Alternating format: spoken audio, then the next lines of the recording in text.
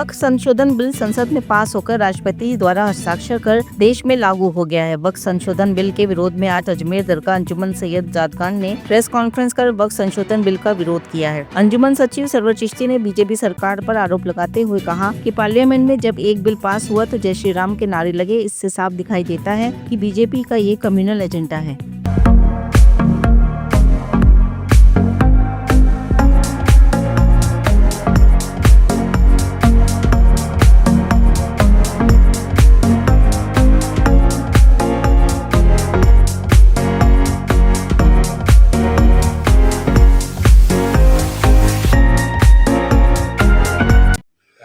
देखिए, ऐसा है कि जैसा हो रहा है पिछले 11 साल से, सांस ही नहीं लेने दे रहा है मुसलमानों को। कभी लव जिहाद, तो कभी आर्टिकल 370, तो कभी ट्रिपल तलाक, तो कभी सीएए, तो कभी यूसीसी, तो कभी हर मस्जिद दरगाह खानकाहों के नीचे मंदिर तलाश किया जा रहा है। हत्ता के ख्वाजा मोइनुद्दीन चिश्ती रहमतुल्लाह अलैह की दरगाह में मंदिर तलाश किया जा रहा है और खामोशी गवर्नमेंट। और जब ये बिल पास हुआ राज्यसभा में तो जय श्री राम के नारों के साथ पास हुआ। ना तो वहां पे अल्लाह अकबर के नारे की जरूरत है, ना जय श्री राम के नारे की जरूरत है। ये एक कम्युनल एजेंडा है जो साफ तौर से जाहिर हो रहा है।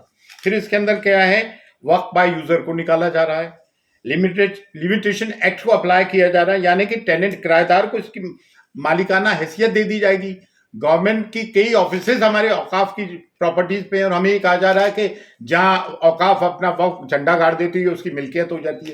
अरे भाई, वक्फ की प्रॉपर्टीज को तो मिसयूज उन लोगों ने नहीं किया है जो वक्फ बोर्ड के चेयरमैन, मेंबर, वक्फ काउंसिल के मेंबर बन के आए, तलवे चाटू मुसलमान।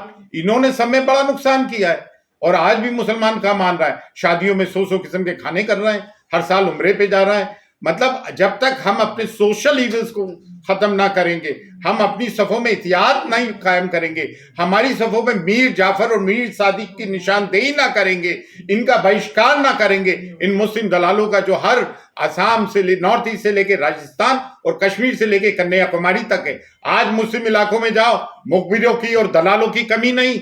जो इस वक्फ बोर्ड की हिमायत कर रहे हैं वो हम में से नहीं, मीडिया इन्हें बता रहा है, चंद बुर्खापोश औरतों को कि देखो ये वक्फ बोर्ड की हिमायत कर रहा है, चंद दलालों को बता रहा है कि वक्फ बोर्ड की हिमायत कर रहा है। अरे भाई, 99.999% मुसलमान इसके खिलाफ है, 0.0001% मुसलमान इसके फेवर में जो ऑन पे रोल है। दूसरी चीज ये है, and now I am coming to the legal point, direct violation है आर्टिकल 14 का, फ्रीडम ऑफ रिलीजियस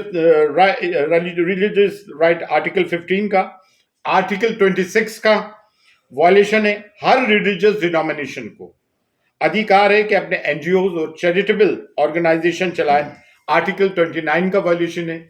ये कॉन्स्टिट्यूशनल, ये ब्रीच ऑफ राइट्स है और 5 कॉन्स्टिट्यूशनल बेंच के जजेस बैठ के इसको फैसला करें। ये लड़ाई लंबी है, जैसे किसान आंदोलन की थी, लेकिन सुप्रीम कोर्ट को, ऑनरेबल सुप्रीम कोर्ट को, honourable chief justice of India को इस पर एक टेम्परेरी स्टे लेना चाहिए, वरना कोर्ट में लड़ाई चलती रहेगी और ये हमारी जगहों को बुलडोज करते रहेंगे।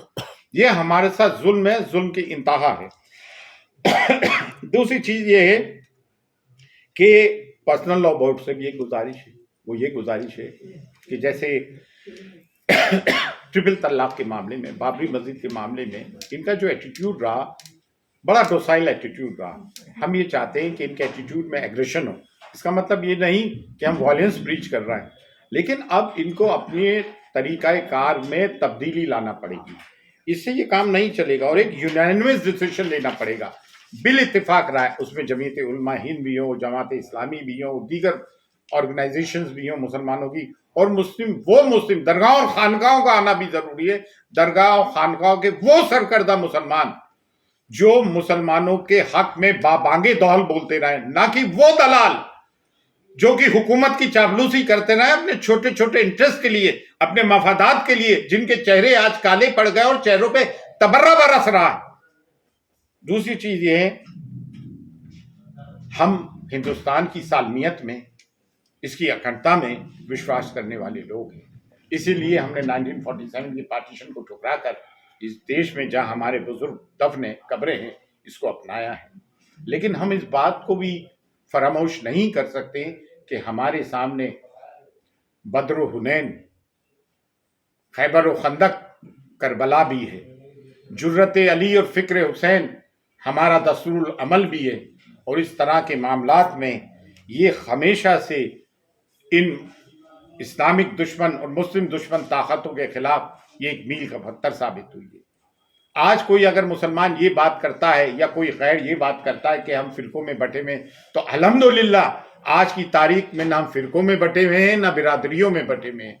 आज मुसलमान वफ़ के मामले को लेके अल्लाह का शुक्र है, अल्लाह का शुक्र अदा करते हैं कि हम एक प्लेटफॉर्म पर हैं। आप देखें, मुझे एक बात बताइए, एक चीज़ और लिखी है कि अगर कोई मुसलमान इसको वक़्फ़ करना चाहे मिल्कियत, ये अल्लाह और उसके रसूल की है। पहला वक़्फ़ अल्लाह के रसूल सल्लल्लाहु अलैहि वसल्लम ने कायम किया था।